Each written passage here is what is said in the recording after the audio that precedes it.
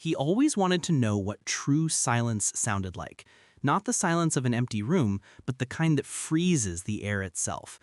One winter morning, he packed a small bag, a camera, and a quiet curiosity, and flew toward the coldest city on Earth, a place where breath turns to frost in seconds, and even time seems to stop moving. As the plane descended, the world below disappeared into white mist. Through the frosted window, he saw faint orange lights marking the edge of civilization.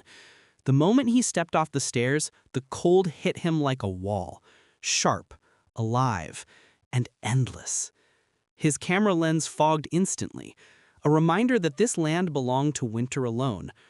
Outside, a lonely taxi idled, its engine steaming into the dark. The streets were silent, snow-covered, endless. Inside the cab, the windows were cracked with ice. The driver said nothing.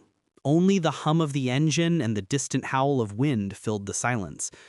When he arrived, he stepped into a narrow, frozen alley, boots crunching softly, breath heavy, and entered a small wooden lodge glowing faintly through frost. The warmth inside felt unreal. His hands trembled as he held a metal cup of tea, steam rising like hope in the frozen air. The next morning, the thermometer read -52 degrees. He strapped his GoPro to his head and stepped outside into a world carved in ice. Every sound, his steps, his breath, the creak of frozen trees echoed like whispers in a cathedral of snow. Houses stood quiet, roofs heavy, windows sealed with frost. He passed an abandoned playground, swings frozen mid-air. A bridge stretched across a river turned to stone, clear ice revealing fish frozen in time. Inside a tiny market, shelves were nearly empty, a single bulb flickering above a gloved cashier. When he left, the wind cut deeper, and the city seemed to breathe around him, slow, fragile, eternal. Beyond the last street, the forest waited.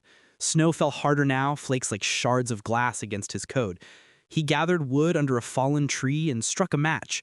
It flickered weakly, then caught, a small flame fighting against the cold. Steam rose from his gloves as they dried near the light. He melted ice for water, watching it hiss, freeze, and the coldest city in the world, he thought, isn't just about temperature.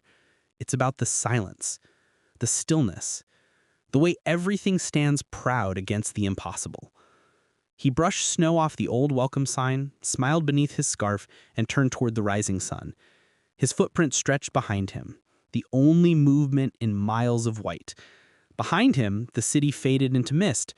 Ahead, only the endless horizon and the sound of his breath, the last trace of warmth left in the coldest place on Earth.